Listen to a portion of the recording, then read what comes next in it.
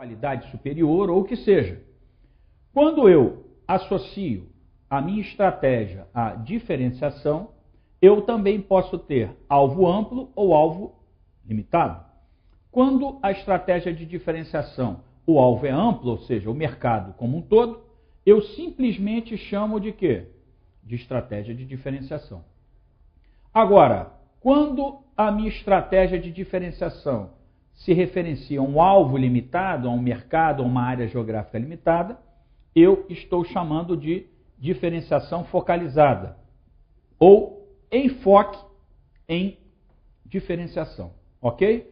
Então, na realidade, o que se tem é que quando você tem as 3 estratégias genéricas, na realidade, elas acabam se desdobrando em 4, ok?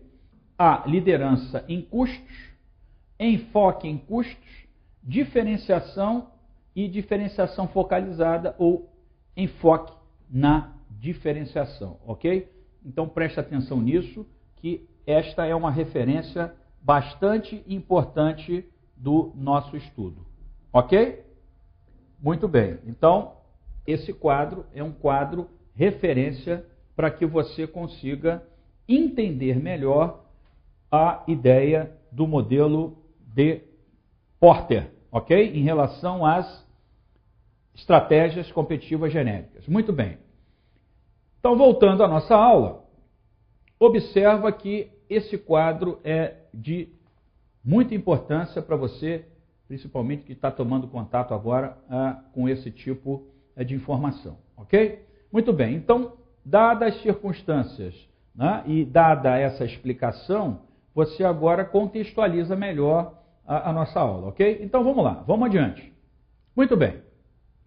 O que seria o conceito de estratégia que está associada a custo? Olha lá, custo representa o menor preço ou custo total, né? E esse preço, obviamente, é mais baixo, esse custo é mais baixo em relação aos seus concorrentes. Isto envolve tornar-se um produtor de bens ou serviços de baixo custo no seu ramo de atividade. Então, basta dizer que uma estratégia genérica de custo, você vai o quê?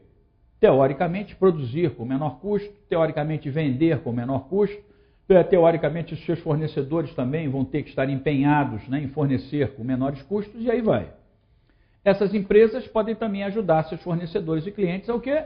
A reduzirem custos. Então, obviamente, se você exige liderança em custo na sua estratégia, isso significa dizer que os seus clientes também procuram produtos mais baratos e os seus fornecedores também vão fornecer produtos e serviços mais baratos. Ok? Muito bem. Bom, características específicas desse tipo de estratégia.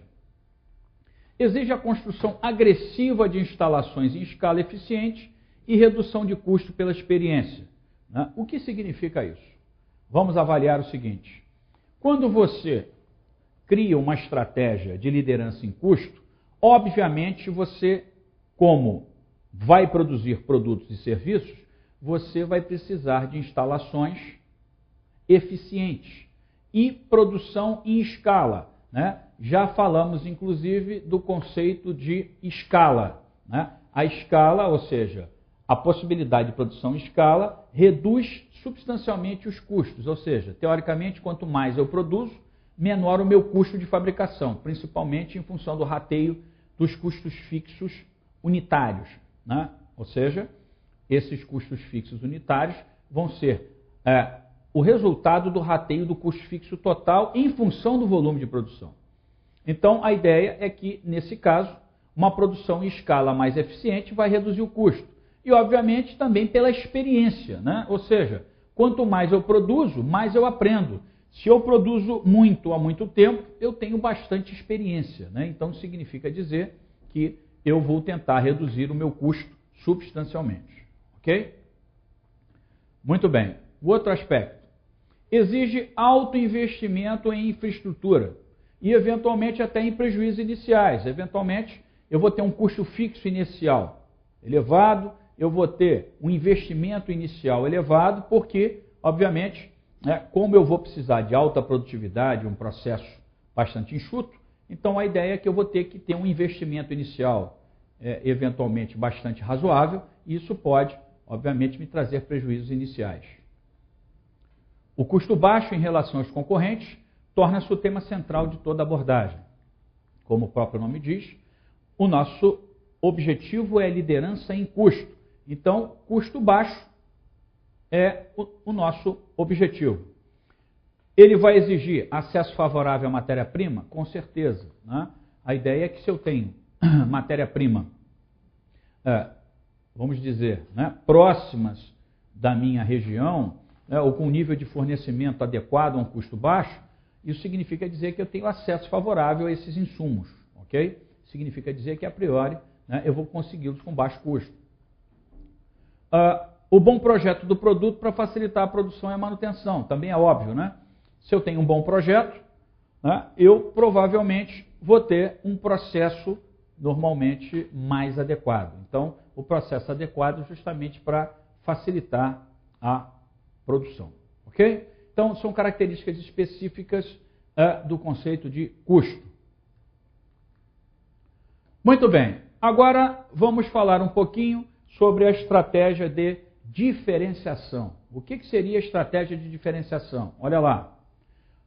Produtos ou serviços inovadores, criando algo único no segmento em questão, buscando uma solução única para o cliente, afastando-se da venda transacional, que nós chamamos de commodity. Então, observa, o que é a diferenciação?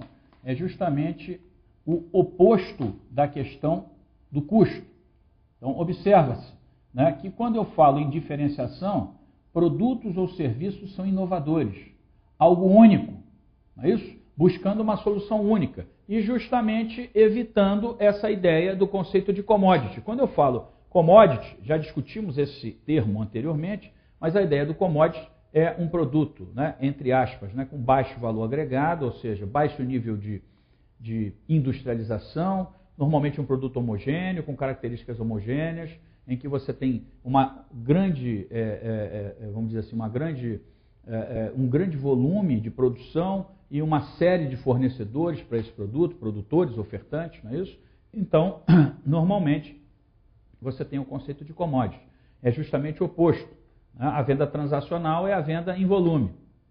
Então, normalmente, um produto diferenciado, né, ele não vende tanto quanto um produto commodity. Não é isso?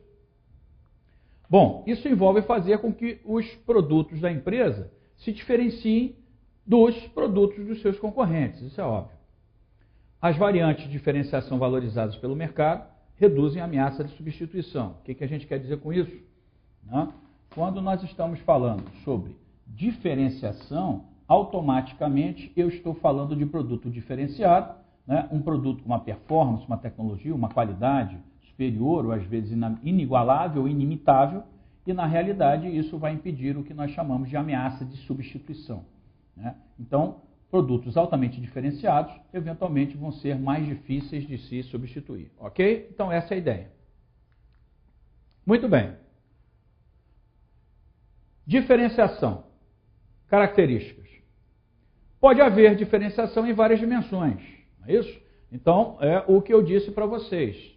A ideia do produto ser diferenciado significa dizer que o meu produto ele pode ser diferenciado, por exemplo, na performance, no design, né, numa determinada parte específica, numa função específica. Então, essa é a possibilidade de você trabalhar com várias dimensões. A alta diferenciação, a alta diferenciação, ela pode tornar, eventualmente, impossível uma alta participação no mercado. Obviamente, isso porque, né, se afasta da venda transacional, eventualmente o volume de produção de um produto diferenciado não é igual um volume de produção de um produto, né, que atue de forma não diferenciada. Então, obviamente, isso requer um sentimento de exclusividade que normalmente é incompatível com, normalmente, a maior parte do mercado. Então, esse sentimento de exclusividade normalmente se afasta da venda em massa. Essa abordagem também não permite ignorar simplesmente os custos, né? O que o Porter quis dizer com isso? Ele quis dizer que, na realidade, você quer ser líder na diferenciação, Mas, em compensação, a análise de custo-benefício vai ser sempre feita, né? Você não pode também criar um patamar, né, absurdo em termos de diferenciação com um custo, né, muito caro, exorbitante. Pode chegar à conclusão, eventualmente, né, que a fidelidade do cliente ela tem limite, né? Eventualmente, o cliente ele pode sair desse patamar e, eventualmente, ir para um outro produto, se ele achar que nessa análise de custo-benefício, né, você extrapolou demais. Então, é lógico que são possibilidades antagônicas em termos estratégicos, mas você também tem que pensar nessa possibilidade, ou seja, o custo também não pode ser inviável, né? Senão também ninguém compra. E a ideia do que nós chamamos aqui de enfoque ou nicho. A ideia do enfoque ou nicho, como nós já avaliamos anteriormente, significa focar estratégias de custo ou diferenciação, não é isso? Em um determinado segmento de mercado, grupo de clientes, segmento de linha de produto ou mercado geográfico, não é isso? Então, vamos dar um exemplo de uma possibilidade de enfoque, tá? Imagina, por exemplo, que eu vendo hambúrguer, não é isso? Carne de hambúrguer. Eventualmente, eu posso, né, vender para o mercado nacional como um todo, exportar, né? Ou seja, o meu mercado é um alvo amplo, ok? Eu posso ter um produto, normalmente, em que a minha estratégia seja o custo, ou seja, um hambúrguer de baixo custo, para que eu atinja, né, eventualmente, de uma maneira generalizada, clientes que têm um poder aquisitivo, obviamente, mais baixo, né? Ou as pessoas que eventualmente querem reduzir, né, alguma parcela do seu orçamento, então ela chega lá e vai comprar um hambúrguer eventualmente mais baratinho. Mas o meu enfoque é global, o mercado brasileiro como um todo, não é isso? Agora, eu posso criar, né, um hambúrguer premium, não é isso?